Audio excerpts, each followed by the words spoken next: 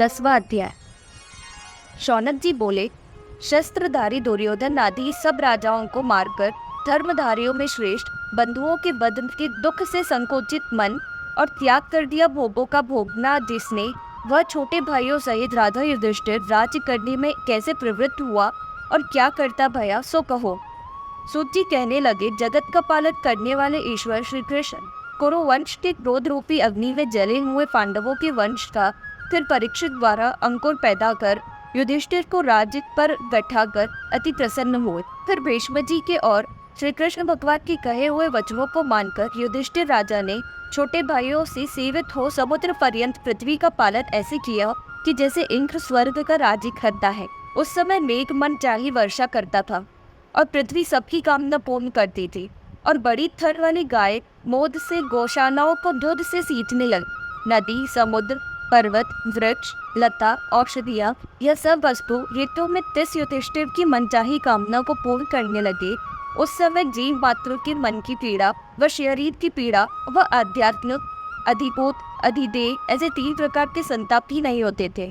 श्री कृष्ण भगवान ने सुभद्र जनों का शोक दूर करने के वास्ते और अपनी बहन सुभद्रा के स्नेह से हस्तिनापुर में कई महीनों तक वास करके युधिष्ठिर से मिलकर विदा मांगी और उनकी आज्ञा पाकर उस युधिष्ठिर को प्रणाम कर रथ में बैठे।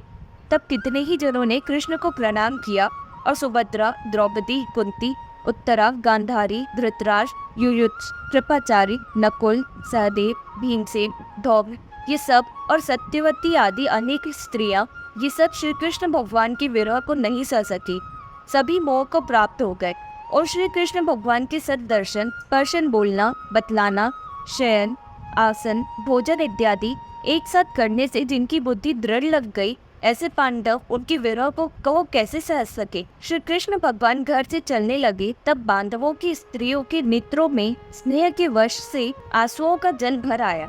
तब इन्होंने कहीं लाला को अपशकुन न हो ऐसा विचार के प्रेमाक्षुओं को नेत्रों में ही रोक रखा और मृदंग, शंख, ढोल, गौमुख, गगरी, नगारे, घंटा, नौबत खाना इत्यादि अनेक बाजे बजने लगे।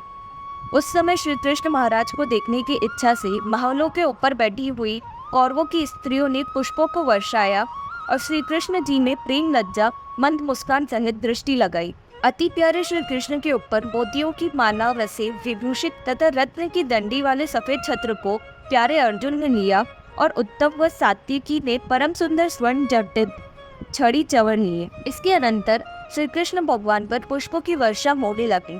उस वक्त श्री कृष्ण भगवान मार्ग में अति शोभित हुए। उस समय ब्राह्मणों से कहा हुआ सत्य आशीर्वाद जहाँ तहाँ मनुष्यों के कानों में सुनाई देने लगा। फिर स्त्रियां बोली, है सखी, वेदों में तथा रहस्य तंत्र में जिसकी श्रेष्ठ कथा गुरुवादी विद्वान जनों करके कही जाती है, जो ईश्वर अपनी लीला मात्र से इस जगत को रचता है, पालता व संहार करता है, परंतु आप इस जगत में आसक्त नहीं होता है, वही यह श्री कृष्ण है। जिस समय तमोगुणी बुद्धि वाले राजा लोग अधर्म करके केवल अपने प्राणों को पालते हैं, तब यह श्री कृष्ण भगवान विशुद्ध सत्व गुण करके अवतार धारण की संसार की रक्षा के वास्ते ऐश्वर्य, सत्य प्रतिज्ञा, यथार्थ उपदेश, दया, यश इनको युग युग में अर्थात अवतार अवतार के अवसर में धारण करते हैं। जिस यदुकुल को यह लक्ष्मीपति भगवान अपना अवतार धारण करके पूजते हैं, वह यदुकुल बड़ा सराहने योग्य है। गौचरणातिक समय में अपने चरणों करके विचरने से मधुवन को पूजन किया, उसे मधुवन भी श्रेष्ठ है। अहो, यह द्वारकापुरी स्वर्गलोक के यश को तिरस्कार करने वाली तथा यश बढ़ाने वाली है, क्योंकि जिस द्वारका की प्रजा अपने स्वामी श्री कृष्णचंद्र के हमेशा उस अधरामृत का पान करती है, जिस अधरामृत में गोपियां मोहती हो गई थी। हे सखियों, वे रानियां जो पराक्रम में स्वयंवर में लाई गई हैं तथा वे जो बलि, शिशुपाल आदि राजाओं का दलन करके लाई गई हैं, प्रद्युम्न, ये जिनके पुत्र भाई हैं, ऐसा रुक्मणी, जामवंती, नगरीजीति आदि स्त्रियां और अन्य हजारों स्त्रियां भौमासुर को मारकर लाई गई हैं, ये सब बड़भागिनी धन्य है। सूत जी कहते हैं कि इस प्रकार विचित्र वाणी कहती हुई हस्तिनापुर की स्त्रियों को मंद मुस्कान सहित देखने से आनंद देते हुए श्री कृष्ण वहां से चले। तब युधिष्ठिर राजा ने मधुसूदन भगवान की रक्षा के वास्ते स्नेह से चतुरंगी सेना को संग भेजा।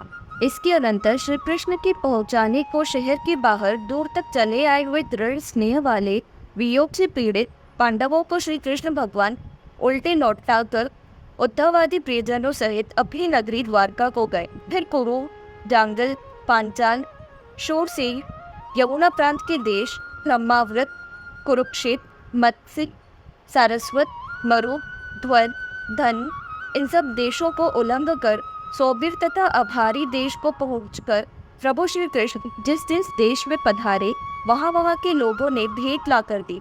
तब भेंट पूजा को लेकर सायंकाल में निजपुरी के निकट पहुंचे। 10वां अध्याय समाप्त।